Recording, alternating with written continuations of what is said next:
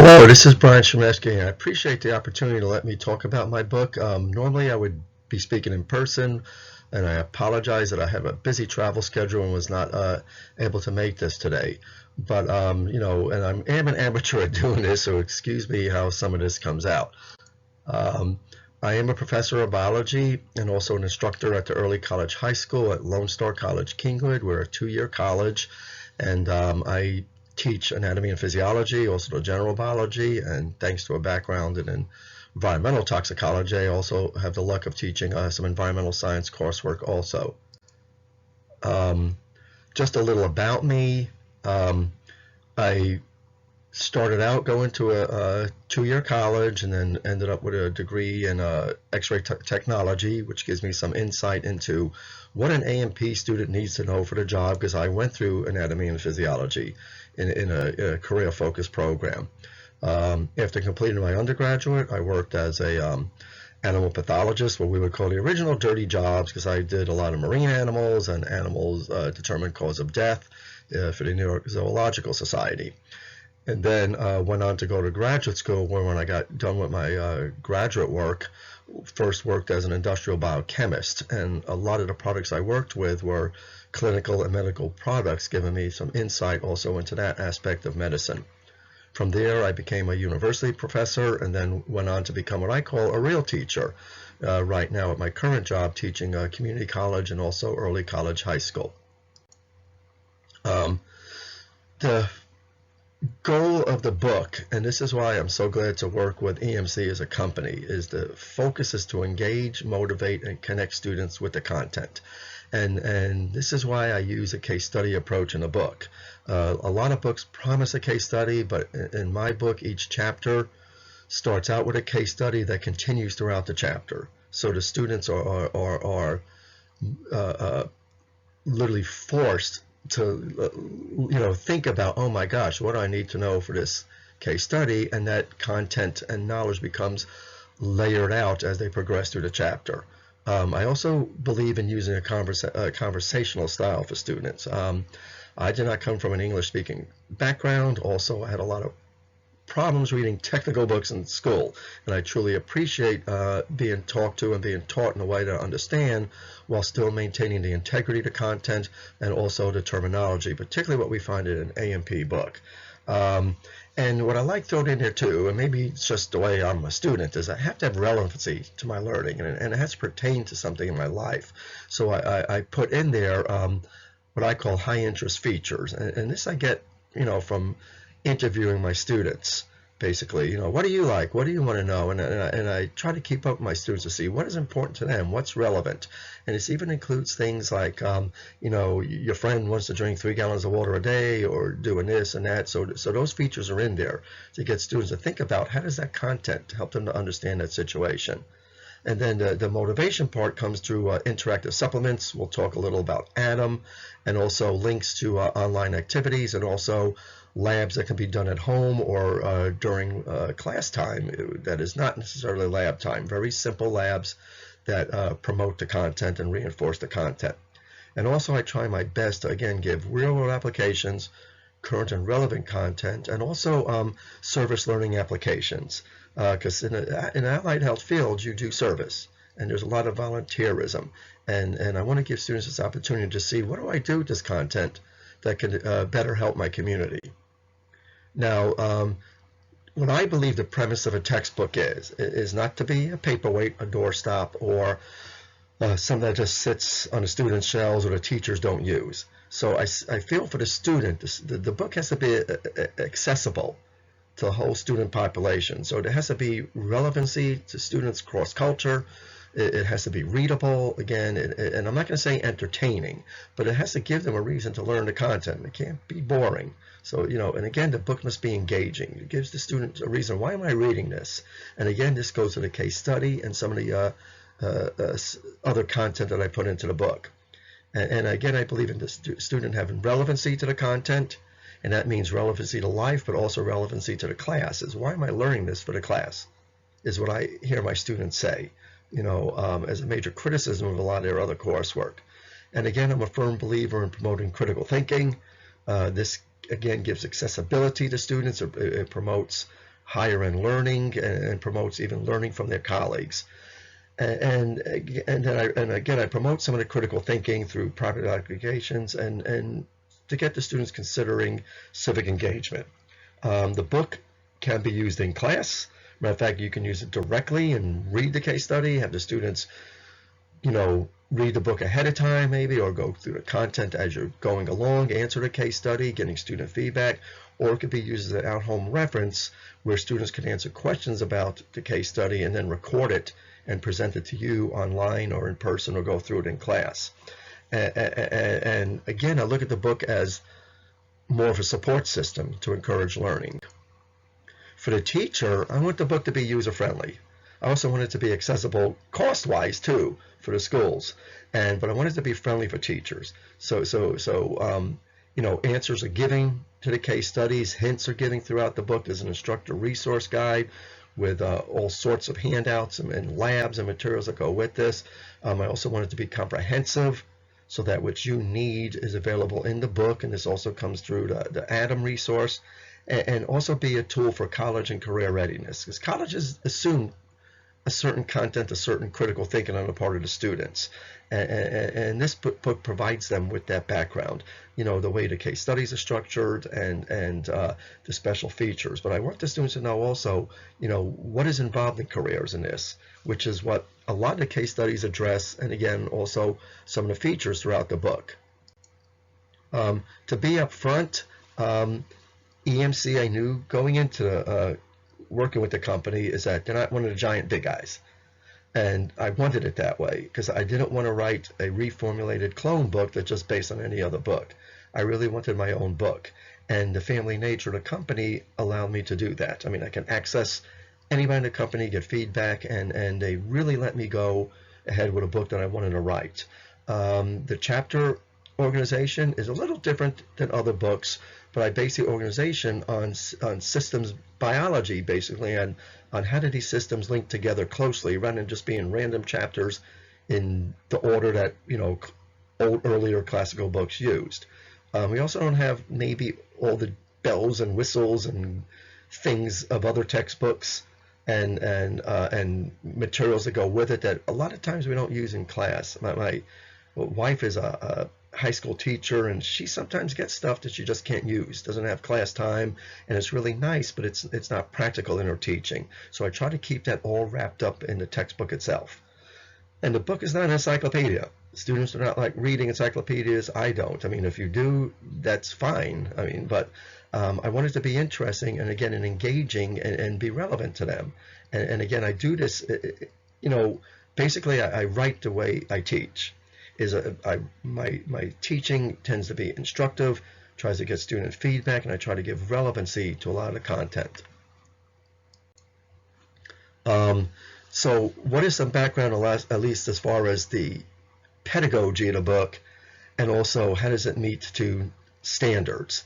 So I'm involved with National Science Teachers Association, American Biology Teachers, National Association of Biology Teachers, Human Anatomy and Physiology Society, and several of my own professional organizations, and that also have education divisions. And my main goal was to make sure the book satisfied the level of detail and the level of inquiry and quality that you see in many of the state standards and national standards. So I made sure that at least many of the elements of the National Science Education Standards were there, the NGSS, Common Core, and also I wanted to be true to the Human Anatomy and Physiology Society by looking at their recommended learning outcomes for anatomy and physiology, not only at the 2-year level, but at the advanced placement level, and also dual credit and the high school level. And I also consulted with HOSA, Health Occupational Students of America, and tried to match some of the activities and content to their keys for success of what the students need to do in allied health fields. And I also looked at allied health national board certification exams for the different allied health disciplines, and tried to look at, again, their inquiry parts.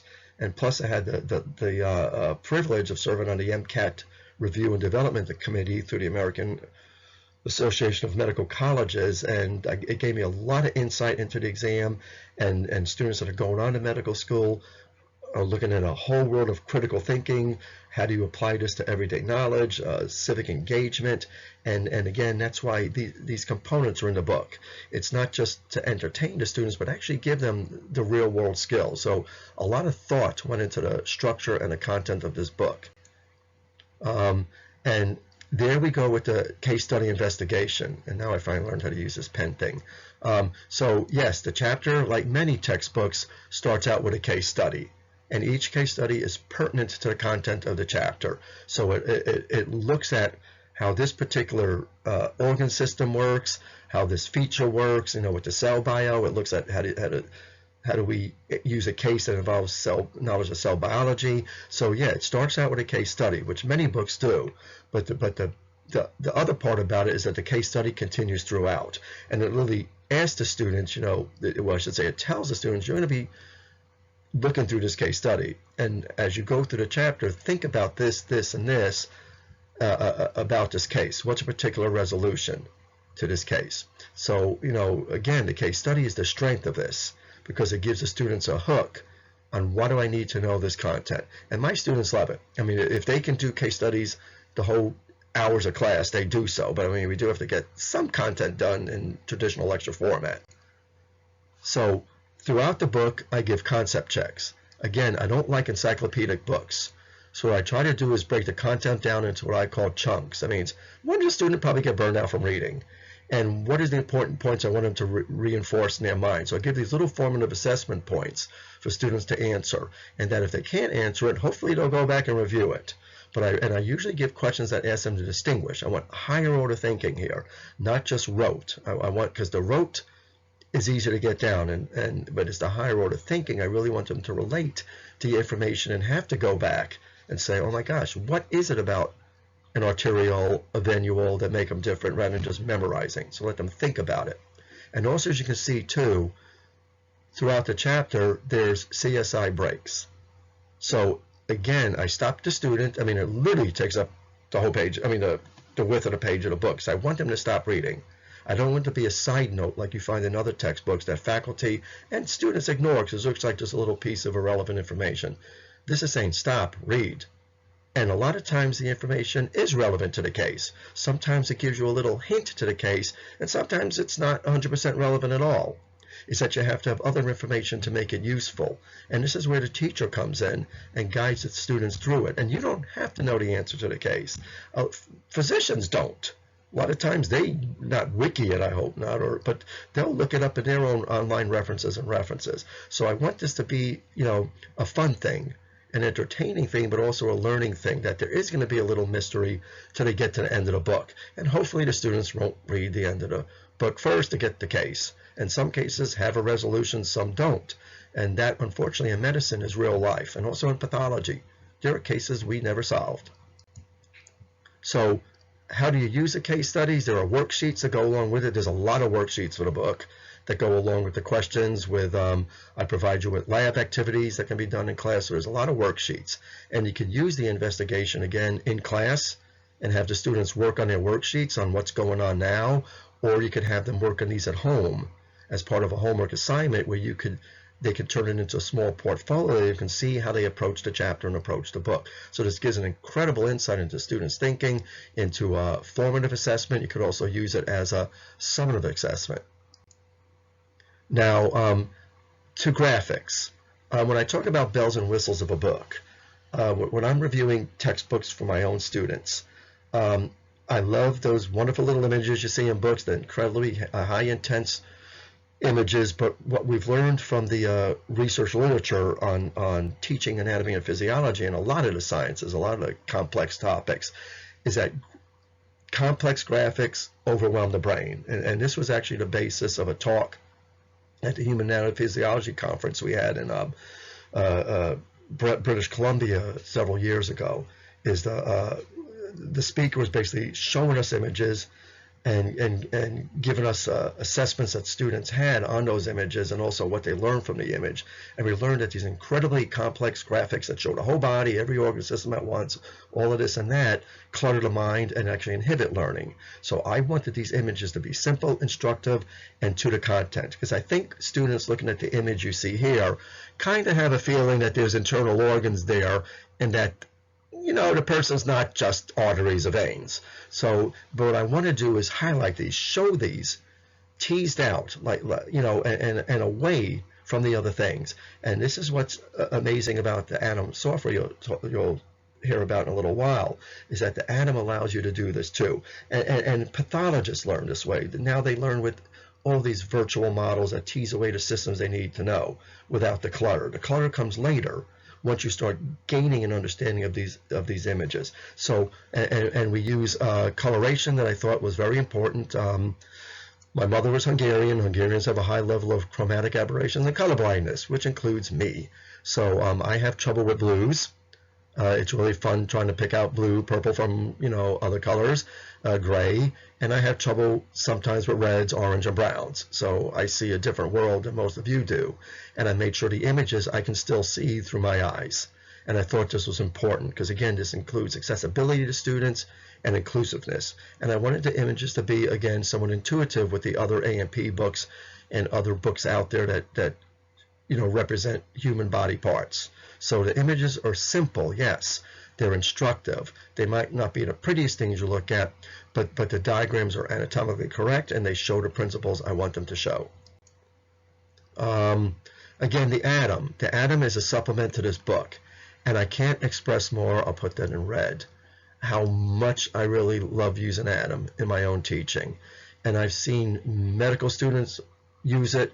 It's used in a lot of venues for medical education at both the undergraduate, graduate, professional level, and this is now available to high school students, which is truly amazing because it's basically like having a cadaver without the smell and the yuck factor. So students can do a peel away, you can do tomographies. A lot of these images are based on the human tomography project, so it's based on real imaging.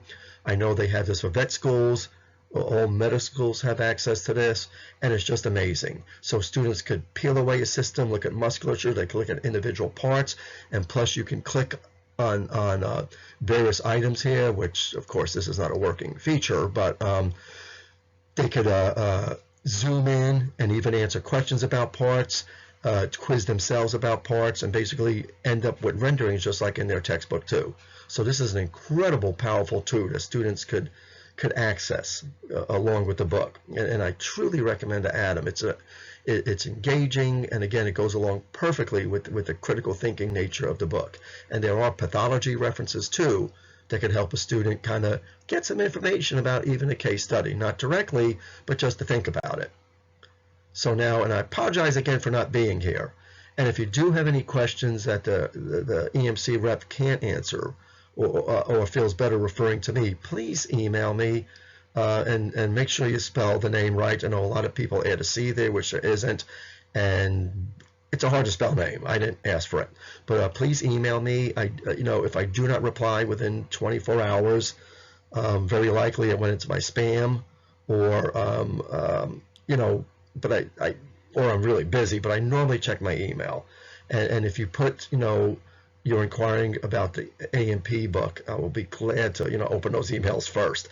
And also feel free to give me a call. That's my college number. It goes to voicemail, but it does roll over to a file that goes to my email. It goes to my home phone.